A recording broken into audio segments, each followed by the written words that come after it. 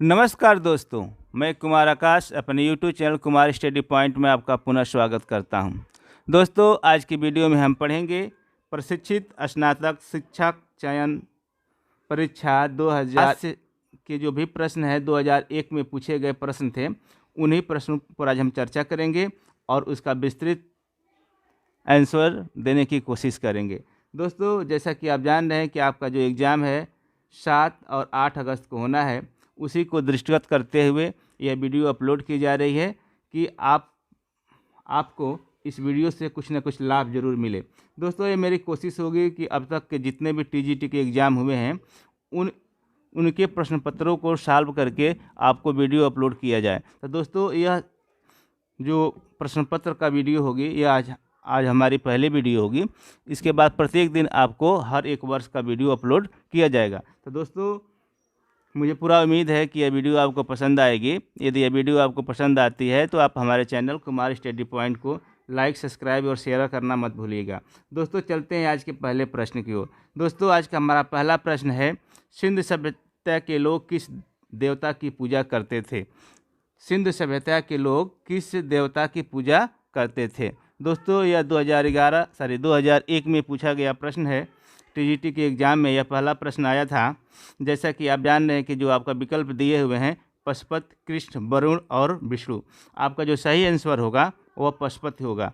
दोस्तों, सिंधु घाटी की जब सभ्यता में जब खुदाई हुई थी तो वहाँ पे मातृ देवी की भी मूर्ति मिली थी। यदि इसमें मातृ देवी विकल्प में रहता तो हमारा मातृ देवी ही आंसर सही होता, लेकिन विकल्प में पशुपत दिया है, इसलिए पशुपत हमारा सही आंसर होगा। दूसरा प्रश्न देख लेते हैं। दूसरा प्रश्न है, निम्न में से कौन वैदिक देवता नहीं है? बताइए दोस्तों, इसमें आपका विकल्प दिया है विष्णु, कृष्ण, इंद्र, ब्रह्मा। जैसा कि आप जान रहे हैं जो कृष्ण थे यह वैदिक देवता नहीं है। वैदिक देवता में आपका विष्णु, इंद्र और ब्रह्मा आते हैं। तो आपका जो सही आंसर होगा वो कृष्ण होगा। कृष्ण ही सही आंसर होगा।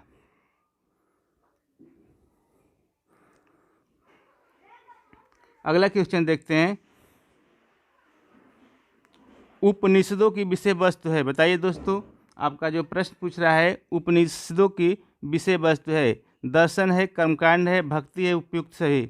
दोस्तों, जैसा कि आप जानते हैं उपनिषद मतलब होता है गुरु के समीप बैठकर ज्ञान दर्शन की जिज्ञासा शांत करना।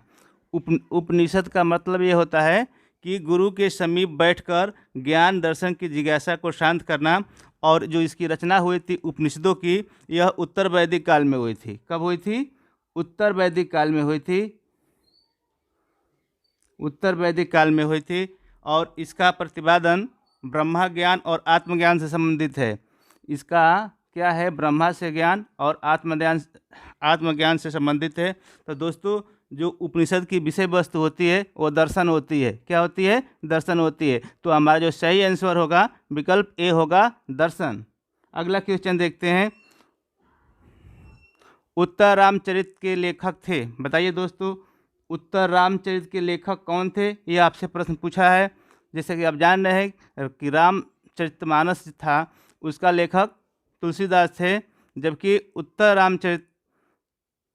रामचरित पूछा गया है यहाँ पे, तो इसका सही आंसर क्या होगा? जैसे तुलसीदास रामचरितमानस हो गया, और वाल्मीकि जी आपका रामायण की लिखे थे, और ये रामचरितमानस।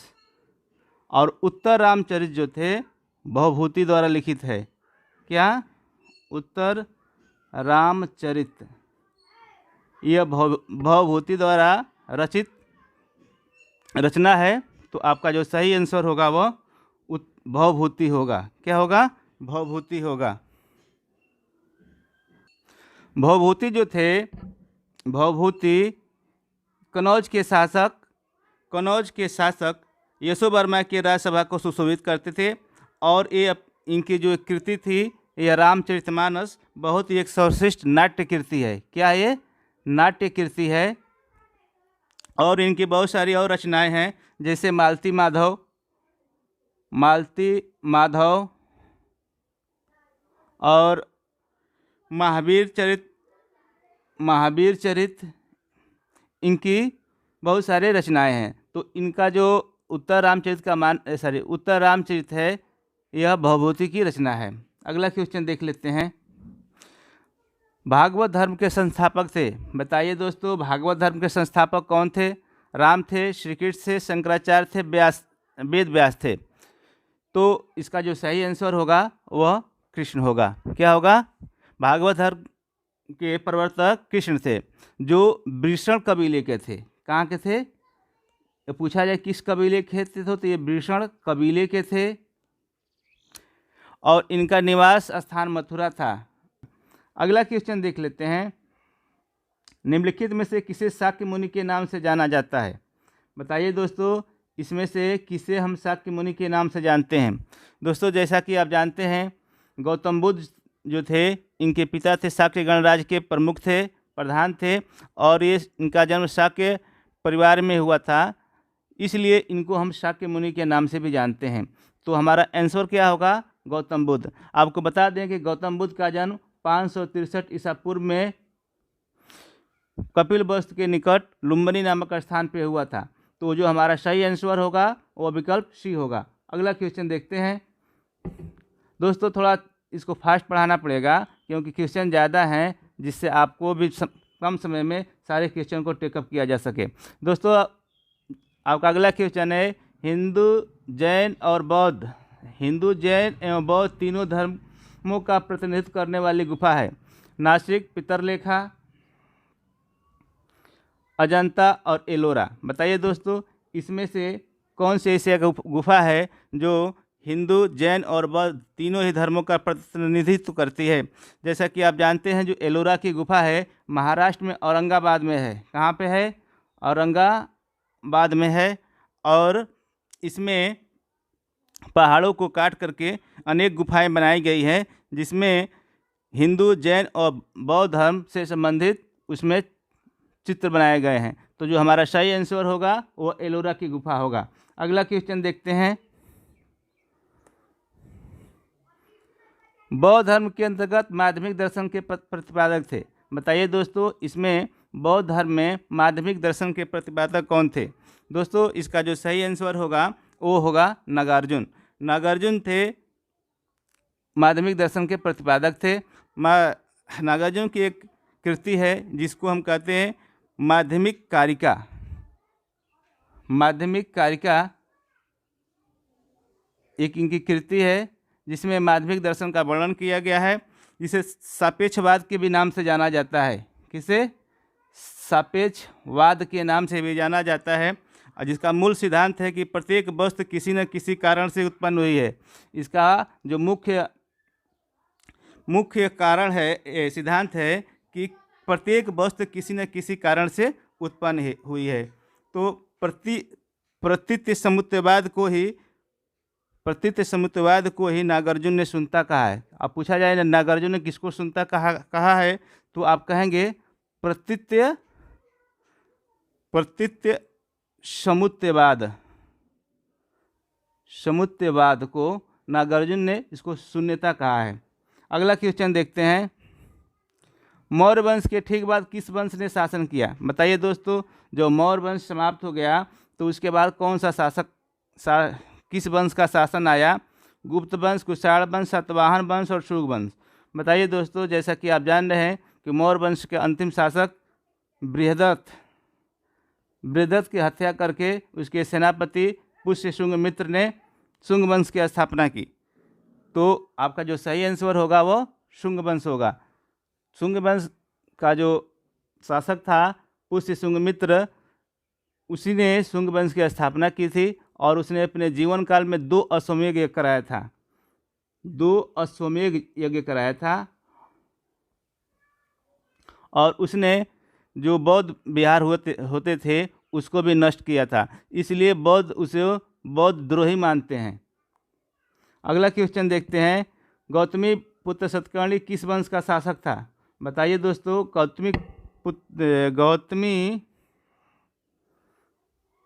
गौतमी पुत्र सतकर्णी किस वंश का शासक था? दोस्तों, आपको बता दें कि सातवाहन वंश था। ये सातवाहन वंश जिसकी स्थापना सिमुक ने की थी। किसने की थी? सिमुक ने की थी 60 ईसा पूर्व में। कौन किया था? शिवमुख ने किया था, उसी से संबंधित हमारा गौतमीपुत्र सतकर्णी था, जिसकी राजधानी कहाँ पे थी? औरंगाबाद में थी। कहाँ पे थी? औरंगाबाद में थी। आपको बता दें कि जो सातवाहन वंश था, इसका जो संस्थापक था शिवमुख था, और इसके जो शासक हुए उसमें सतकर्णी था, और गौतमीपुत्र सतकर्णी, वशिष्ठी पुत्र पुलमामी तथा यज्ञश्री सतकर्णी थे। तो ये प्रमुख उसके शासक रहे। अगला क्वेश्चन देखते हैं, फायान किसके शासनकाल में भारत आया? बताइए दोस्तों, फायान किसके शासनकाल में भारत आया? जैसा कि आप जान रहे हैं कि फायान एक चीनी यात्री था, और वह चंद्रगुप्त द्वितीय के दरबार में आया था। यानी चंद्रगुप्त द्वितीय के समय फायान आया था, और उसका जो आने का समय था लगभग 399 के और 414 ईस्वी के बीच में आया था, क्योंकि यही शासनकाल रहा है चंद्रगुप्त मौर्य का। इसी के बीच में आया था। यह शासनकाल है चंद्रगुप्त द्वितीय का, मौर्य बोल दिए। तो दोस्तों, जो फायान था वो चीन का रहने वाला था, और चंद्रगुप्त द्वितीय के समय भारत आया था। अगला क्वेश्चन देखते हैं, मौर्य शासन प्रबंध के अंतर्गत राजस्व व्यवस्था की देखरेख करने वाले अधिकारी का नाम था। बताइए दोस्तों, मौर्य शासनकाल में जो राजस्व की व्यवस्था देखता था उसको क्या कहा जाता था? तो दोस्तों, जो राजस्व का व्यवस्था देखता था उसको हम समाहर्ता कहते थे। क्या कहते थे? समाहर्ता कहते थे। अगला क्वेश्चन देखते हैं, अजंता के प्राचीनतम चित्र का काल है। दोस्तों, आपको बताना है कि अजंता के प्राचीनतम चित्र का काल है। बताइए किस काल में यह अजंता के जो चित्र बने हैं? तो आपको बता दें दोस्तों कि पहली शताब्दी ईसा पूर्व में अजंता के जो प्राचीनतम चित्र हैं वो इसका समय है। लगभग अजंता की जो गुफाएं हैं उसमें लगभग 29 गुफाएं हैं। कितनी हैं? 29 गुफाएं हैं, और ये गुफाएं महाराष्ट्र के औरंगाबाद ज़िले में हैं, औरंगाबाद में हैं। तो आपका जो सही आंसर होगा वह पहली शताब्दी ईसा पूर्व होगा। अगला क्वेश्चन देखते हैं,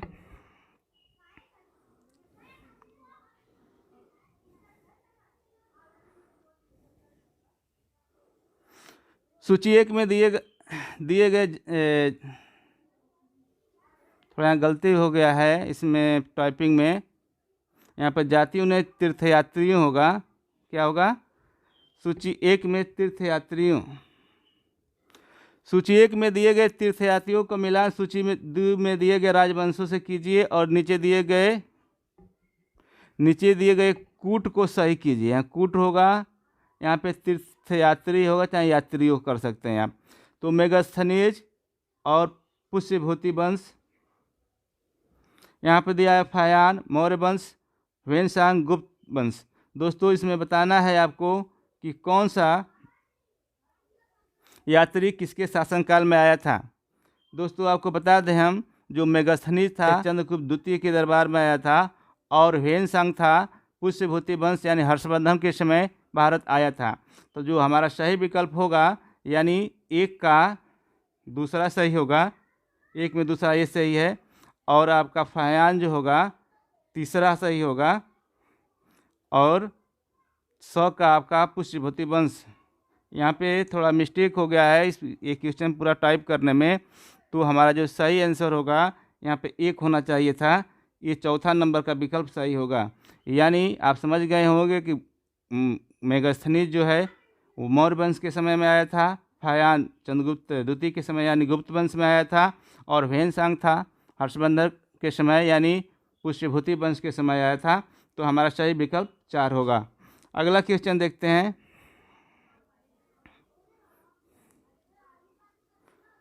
निम्न में से एक सत्य कथन को चुनिए। बताइए दोस्तों, इसमें से सत्य क्या है? इसमें एक विकल्प छूट गया है, क्योंकि 3 ही विकल्प दिखाई दे रहे हैं। बुद्ध और महावीर दोनों ही परमात्मा के अस्तित्व में विश्वास करते हैं। दोस्तों, बुद्ध और महावीर, जैसा कि जानते हैं, भगवान बुद्ध बौद्ध धर्म के प्रवर्तक थे, और महावीर जैन धर्म के, और दोनों में आपको ये बताना है कि कौन क्या मानते थे। तो इस पहला लिखा है आपका इसमें बुद्ध और महावीर दोनों ही परमात्मा के अस्तित्व में विश्वास करते थे। ये बिल्कुल गलत है, परमात्मा के विश्वास नहीं करते थे। बुद्ध और महावीर दोनों ही आत्मा के अस्तित्व में विश्वास करते थे। दोस्तों आपको ये बता दें, परमात्मा को भले ही नहीं मानते थे, लेकिन ये दोनों आत्मा में विश्वास नहीं करते थे। और बुद्ध और महावीर दोनों ही कर्मवाद के समर्थक थे। ये आपका सही आंसर होगा। जो बौद्ध धर्म है और जैन धर्म एक कर्मवाद में विश्वास करने वाले धर्म थे, ये कर्म को ज़्यादा मानते थे। ठीक, तो हमारा जो सही आंसर होगा विकल्प थर्ड होगा। बुद्ध और महावीर दोनों ही कर्मवाद के, किसमें, कर्मवाद के समर्थक थे। अगला क्वेश्चन है, निम्न में से कौन सा सम्राट एक कुशल संगीतज्ञ था? बताइए दोस्तों, इसका सही आंसर क्या होगा? तो इसका सही आंसर होगा समुद्रगुप्त। समुद्रगुप्त एक कुशल संगीतज्ञ था, जो वीणा का शौकीन था। क्या था? वीणा का शौकीन था। उसने अपने सिक्कों पर वीणा बजाते हुए भी चित्र अंकित कराए हैं, यानी वीणा बजाते हुए उसके चित्र। अगला क्वेश्चन देखते हैं दोस्तों। अगला क्वेश्चन हमारा है, निम्नलिखित राजवंशों को सही क्रम में सजाइए। आपको बताना है कि इसमें सही क्रम क्या होगा। सातवाहन वंश, मौर्य वंश, कुषाण वंश और गुप्त वंश। बताइए दोस्तों, इसमें सही क्रम क्या होगा? तो सबसे पहले कौन सा वंश आया? जैसा कि आप जानते हैं कि जो सातवाहन वंश है वो 60 ईसा पूर्व में आया था। कितने? 60 ईसा पूर्व में। मौर्य वंश का समय जो होता है 322 ईसा पूर्व से चालू होता है, और सातवाहन वंश आपका 60 ईसा पूर्व हो गया। जबकि आपका ये गुप्त वंश है, यह गुप्त वंश 240 ईस्वी में चालू हुआ था। 200 श्रीगुप्त ने इसकी स्थापना की थी। तो जो हमारा सही आंसर होगा विकल्प से देखा जाए तो सबसे पहले आपका आएगा मौर्य वंश।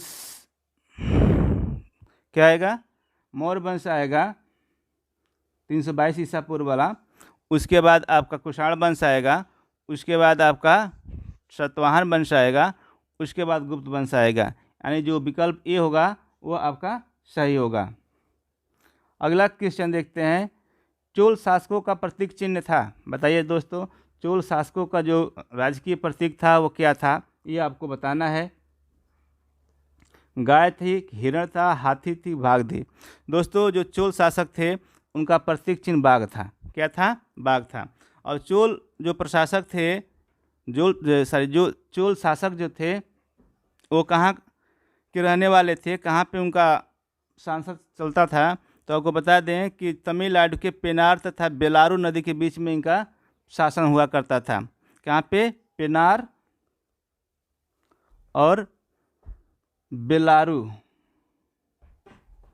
नदी के बीच में जो स्थान था उसी पे चोल वंश का शासक था। और चोल वंश का जो महानतम शासक था उसका नाम करिकेल था। क्या था? करिकेल। तो जो हमारा सही आंसर होगा वह विकल्प डी होगा। अगला क्वेश्चन है, आगरा शहर का निर्माण कराया था। बताइए दोस्तों, कौन से शासक ने आगरा शहर का निर्माण कराया था? कुतुबुद्दीन ऐबक, रजिया सुल्तान,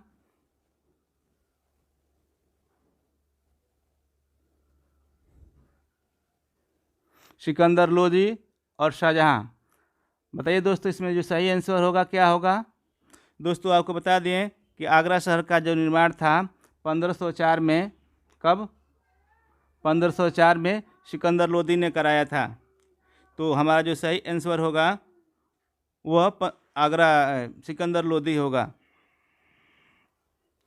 अगला क्वेश्चन देखते हैं, तैमूरलंग ने भारत पर आक्रमण किया। बताइए दोस्तों, तैमूरलंग कब भारत पर आक्रमण किया? तो आपका जो सही आंसर होगा वह 1398 होगा। तैमूरलंग 1398 में भारत पर आक्रमण किया था। उस समय जो दिल्ली का सुल्तान था वो नसरुद्दीन मोहम्मद था। कौन था?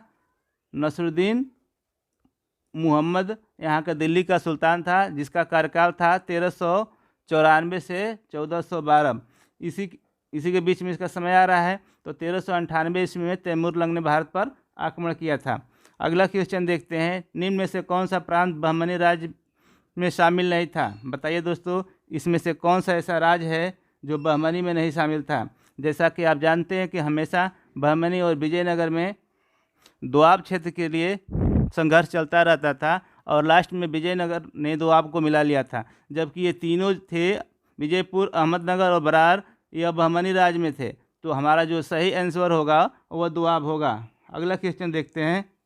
अगला क्वेश्चन है, 13 वर्ष की अल्प आयु में गद्दी पर बैठने वाले शासक का नाम था। बताइए दोस्तों, 13 वर्ष की अल्प आयु में कौन सा ऐसा शासक था जो गद्दी पर बैठा। जैसा कि आप जानते हैं कि जो अकबर था, अकबर किसका पुत्र था, हुमायूं का पुत्र था। वह 13 वर्ष की गद्दी पर अकबर के नाम से गद्दी पर बैठा था, शासक बना था। अकबर का जो जन्म था अमरकोट में हुआ था। कहाँ पे हुआ था? अमरकोट में हुआ था, राजा बिरसाल के महल में। बिरसाल के महल में अकबर का जन्म हुआ था। और 15 अक्टूबर, कब हुआ था? 15 अक्टूबर 1542 इसका जन्म डेट है, जन्म तारीख है। और इसके माता का नाम हमीदा बानो था। इसके माता का नाम हमीदा बानो था, हमीदा बानो। बैरम खां, उसी ने 14 फरवरी 1556 को अकबर का राज्याभिषेक कराकर भारत का सम्राट घोषित किया। तो जो हमारा सही आंसर होगा वो अकबर होगा। क्या होगा? अकबर होगा। अगला क्वेश्चन देखते हैं। निम्न में से कौन अकबर के 9 रत्नों में शामिल नहीं था। बताइए दोस्तों, जैसा कि आप जानते हैं कि अकबर के दरबार में 9 रत्न हुआ करते थे, उसमें से कौन सा ऐसा रत्न थे जिसमें शामिल नहीं थे। जैसा कि आप जान रहे हैं कि बीरबल तो 9 रत्नों में थे, क्योंकि उनके बहुत खासम खास थे, और रहीम थे और टोडरमल थे। जबकि बैजू बाबरा थे, वह उनके 9 रत्नों में शामिल नहीं थे। आपको 9 रत्नों में हम बता दें, अकबर के 9 रत्नों में मुल्ला दो प्याजा थे, अबुल फजल थे, टोडरमल थे, हकीम हुकाम थे, तानसेन थे और शेख फैजी, अब्दुल रहीम खान खाना, राजा बीरबल और मान सिंह थे। तो इसमें बैजू बाबरा का नाम नहीं आता है। तो हमारा जो सही आंसर होगा वो बैजू बाबरा होगा। बैजू बाबरा अकबर के 9 रत्नों में शामिल नहीं थे। अगला क्वेश्चन है, सर टॉमस रो ने किस मुगल सम्राट के से भारत में व्यापार करने की अनुमति प्राप्त की। बताइए दोस्तों, इसमें कौन सा आंसर आपका सही होगा? अकबर से, जहांगीर से, कि शाहजहां से, औरंगजेब से। दोस्तों, जैसा कि आप जान रहे हैं कि सर टॉमस रो को जेम्स प्रथम ने भारत में व्यापार करने की अनुमति प्राप्त करने के लिए भेजा था। लेकिन जब सर टॉमस रो भारत आए तो उस समय अकबर की मृत्यु हो चुकी थी। तो वह जहांगीर के दरबार में पहुँचे और जहांगीर द्वारा भारत में व्यापार करने की अनुमति प्राप्त की। और उसमें बहुत बड़े ही प्रयास के साथ उसने भड़ौल, सूरत और आगरा और अहमदाबाद तथा मछलीपट्टनम में अपनी कंपनी स्थापित करने का परमिशन प्राप्त कर लिया। तो हमारा जो सही आंसर होगा वह जहांगीर होगा। अगला क्वेश्चन है, किन मुगल शासकों के मध्यवर्ती काल में शेर शाह का शासन था। बताइए दोस्तों, किन 2 मुगल शासकों के बीच में शेर शाह का शासक था, शेर शाह का शासन था। यहाँ पे किन होगा। दोस्तों, आपको बता दें कि हुमायूं और अकबर के बीच में यानी 1540 से लेकर 1556 तक के बीच में मुगल काल का शासन नहीं था, मुगल सम्राटों का। उसी बीच में शेर शाह का आपका समय आया। तो दोस्तों, जो आपका सही आंसर होगा वो हुमायूं और अकबर होगा। अगला क्वेश्चन देखते हैं, बाबर और राणा सांगा के बीच हुए युद्ध को कहा जाता है। बताइए दोस्तों, बाबर और राणा सांगा के बीच जो युद्ध हुआ था उसको क्या कहा जाता है। चंदेरी का युद्ध, हल्दी घाटी का युद्ध, खानवा का युद्ध, इसमें से कोई नहीं। दोस्तों, जैसा कि आप जान रहे हैं कि बाबर ने खानवा के युद्ध में राणा सांगा को पराजित किया था। कब किया था? यह युद्ध हुई थी आपकी 27 मार्च 1527 को। 27 मार्च नहीं, 17 मार्च होगा आपका आंसर यहाँ पे। 17 मार्च 1527 को खानवा का युद्ध हुआ था। और इसी युद्ध में बाबर ने जिहाद का नारा दिया था। क्या दिया था? जिहाद का नारा दिया था और गाजी की उपाधि प्राप्त की थी। गाजी की उपाधि धारण कब की थी? तो की थी कब? देखते हैं। शिवाजी की राजधानी थी। दोस्तों, बताना है कि शिवाजी की राजधानी कहाँ थी। विकल्प दिया है राजपुर, राजगंज, रायगढ़ और राजसमंद। दोस्तों, जैसा कि आप जानते हैं शिवाजी मराठा साम्राज्य के संस्थापक थे। इनका जन्म 1627 ईस्वी में हुआ था। कब हुआ था? 1627 ईस्वी में शिवनेर के दुर्ग में हुआ था। शिवनेर के दुर्ग में शिवाजी का जन्म हुआ था। और इन्होंने अपने सैन्य अभियान के अंतर्गत 1644 में सर्वप्रथम बीजापुर के तोरण नामक पहाड़ी पर अधिकार किया था। तो आपसे पूछा गया है कि इनकी राजधानी कहाँ थी, तो इनकी राजधानी थी रायगढ़। क्या थी? रायगढ़। रायगढ़ आपका विकल्प सही होगा। अगला क्वेश्चन देखते हैं, शिवाजी के मंत्रिमंडल में अष्टप्रधान की विशेषता थी। बताइए दोस्तों, शिवाजी के जो मंत्रिमंडल था उसमें अष्टप्रधान मंत्रिमंडल हुआ करती थी, उसकी क्या विशेषता थी? दोस्तों आपको बता दें कि शिवाजी के मंत्रिमंडल में जो अष्टप्रधान मंत्रिमंडल थी, इसमें सेनापति को छोड़कर सारे मंत्री ब्राह्मण हुआ करते थे। क्या हुआ करते थे? ब्राह्मण हुआ करते थे। यानी जो विकल्प आपका बी दिया हुआ है, इनके 7 मंत्री ब्राह्मण थे, यही विकल्प आपका सही होगा। अगला क्वेश्चन देखते हैं, भारतीय राष्ट्रीय कांग्रेस की स्थापना के समय भारत के तत्कालीन वायसराय थे। बताइए दोस्तों, जब भारतीय राष्ट्रीय कांग्रेस की स्थापना हुई उस समय भारत के वायसराय कौन थे? ये आपसे पूछा गया है। जैसा कि आप जान रहे हैं कि 27 दिसंबर 1885 को भारतीय राष्ट्रीय कांग्रेस की स्थापना हुई और उस समय के तत्कालीन वायसराय लॉर्ड डफरिन थे। कौन थे? लॉर्ड डफरिन थे। और इनके दोस्त थे ए.ओ. ह्यूम। कौन? ए.ओ. ह्यूम इनके मित्र थे जो स्कॉटलैंड के रहने वाले थे। इन्होंने ही इनकी सहायता से भारतीय राष्ट्रीय कांग्रेस की स्थापना कराई थी। भारतीय राष्ट्रीय कांग्रेस की स्थापना लॉर्ड डफरिन की दिमाग की उपज थी। अगला क्वेश्चन देख लेते हैं, भारत में यूरोपीय व्यापारियों के आगमन का सही क्रम है।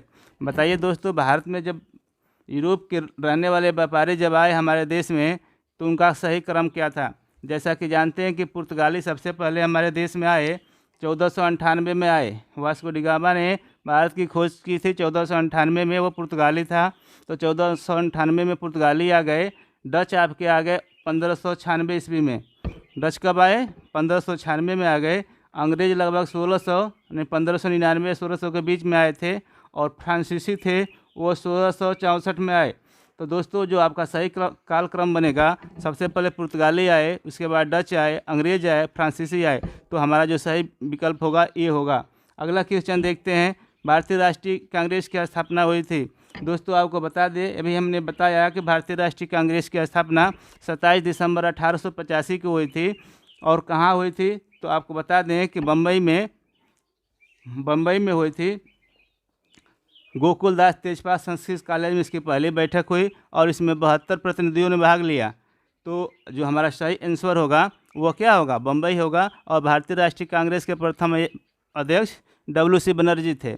अगला क्वेश्चन देखते हैं, यंग इंडिया पुस्तक के लेखक थे। बताइए दोस्तों, यंग इंडिया पुस्तक के लेखक कौन थे? तो आपको बता दें कि यदि यह प्रश्न पूछता है आपसे कि यंग इंडिया पत्रिका के लेखक कौन थे, तो आपका आंसर होता महात्मा गांधी। लेकिन पूछा है यहाँ पे पुस्तक, तो आपका आंसर होगा लाला लाजपत राय। तो इसका जो सही आंसर होगा लाला लाजपत राय होगा। दोस्तों आपको बता दें कि यंग इंडिया पुस्तक महात्मा गांधी ने एक पत्रिका लिखी थी। तो वह महात्मा गांधी की पत्रिका पूछा जाएगा तो यंग इंडिया ही महात्मा गांधी की है। अगला क्वेश्चन देखते हैं,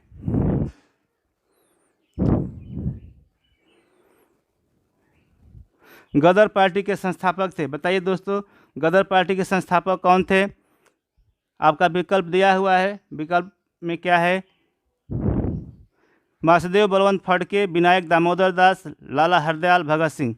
बताइए दोस्तों, गदर पार्टी के संस्थापक कौन थे? जैसा कि आप जान रहे हैं कि गदर पार्टी के संस्थापक लाला हरदयाल थे। कौन थे? लाला हरदयाल थे। और गदर पार्टी की स्थापना 1 नवंबर 1913 में की गई थी, अमेरिका के फ्रांसिस्को शहर में। तो दोस्तों जो इसका सही आंसर होगा लाला हरदयाल होगा। अगला क्वेश्चन देखते हैं, मुस्लिम लीग की स्थापना हुई थी। बताइए दोस्तों, मुस्लिम लीग की स्थापना कब हुई थी? मुस्लिम लीग की स्थापना हुई थी दोस्तों, ये आपको बताना है कि कब हुई थी। मुस्लिम लीग की स्थापना 1906 में हुई थी, 1916, 1926, 1936। इसमें जो विकल्प है कौन सा विकल्प सही है यह आपको बताना है। दोस्तों आपको हम बता दें, मुस्लिम लीग की स्थापना 30 दिसंबर 1906 को हुई थी। कब हुई थी? 30 दिसंबर 1906 को हुई थी। क्वेश्चन देखते हैं, वंदे मातरम गीत के रचयिता का नाम है। दोस्तों सभी लोग जानते हैं वंदे मातरम के रचयिता कौन है, तो आप जान नहीं इसका आंसर बंकिम चंद्र चटर्जी होगा। बंकिम चंद्र चटर्जी वंदे मातरम गीत के रचयिता हैं। और जो ये जो गीत है यह उनके उपन्यास आनंद मठ से लिया गया है। कहाँ से लिया गया है? आनंद मठ से लिया गया है। और 1896 में जो कांग्रेस का अधिवेशन था उसमें सबसे पहले इसको गाया गया था। तो हमारा जो सही आंसर होगा वह बंकिम चंद्र चटर्जी होगा। अगला क्वेश्चन देख लेते हैं, नील विद्रोह आरंभ हुआ था। बताइए दोस्तों, नील विद्रोह कब आरंभ हुआ था? जैसा कि आप जानते हैं कि एक बार और नील विद्रोह हुआ था मानो चंपारण में। उसके पहले की यह घटना है नील विद्रोह, यह 1859 में हुआ था। कब हुआ था? 1859 में हुआ था। यह आंदोलन जो था बंगाल के नदिया जिला के गोविंदपुर गांव से शुरू हुआ था। कहाँ से? नदिया जिला से। नदिया जिला में, बंगाल में एक नदिया जिला है, वहाँ पे गोविंदपुर गांव है, वहीं से यह नील विद्रोह प्रारंभ हुआ था, जिसका नेतृत्व विष्णु दिगंबर और विष्णु विश्वास ने किया था। कौन किया था? दिगंबर और विष्णु विश्वास ने किया था। अगला क्वेश्चन देखते हैं, इंडियन एसोसिएशन के संस्थापक अध्यक्ष थे। बताइए दोस्तों, इंडियन एसोसिएशन के संस्थापक अध्यक्ष कौन थे?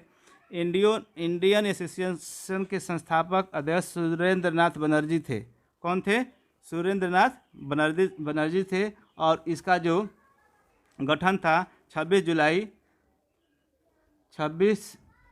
जुलाई 1876 को कलकत्ता में किया गया था। कहाँ पे किया गया था? कलकत्ता में, इंडियन एसोसिएशन। अगला क्वेश्चन देखते हैं, भारत छोड़ो आंदोलन 1942 के किस महीने में प्रारंभ हुआ? जैसा कि आप दोस्तों जानते हैं कि भारत छोड़ो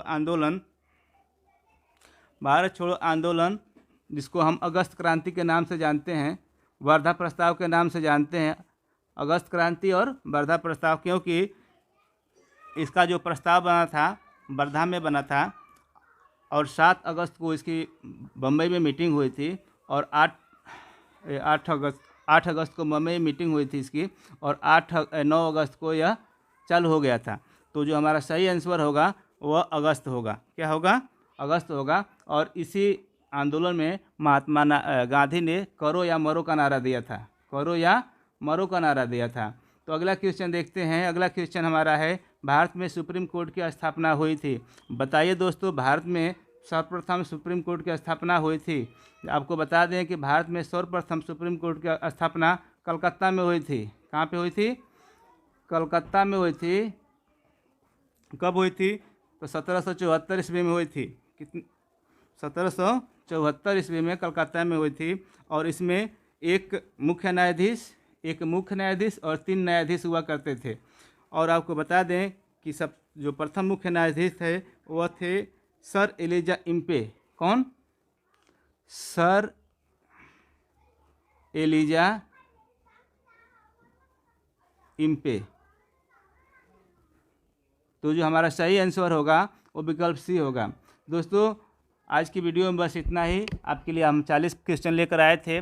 फिर कल हम आपके लिए इसी से संबंधित अगले वर्ष का यानी कि 2001 का ये क्वेश्चन है। तो 2001 के बाद जो भी परीक्षा हुई होगी उन प्रश्नों को लेकर मैं आपके सामने उपस्थित हूँगा।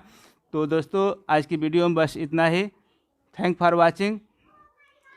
यदि यह वीडियो आपको अच्छी लगी हो तो हमारे चैनल को आप लाइक, सब्सक्राइब और शेयर करना मत भूलिएगा। तब तक के लिए नमस्कार। मिलते हैं अगले वीडियो में।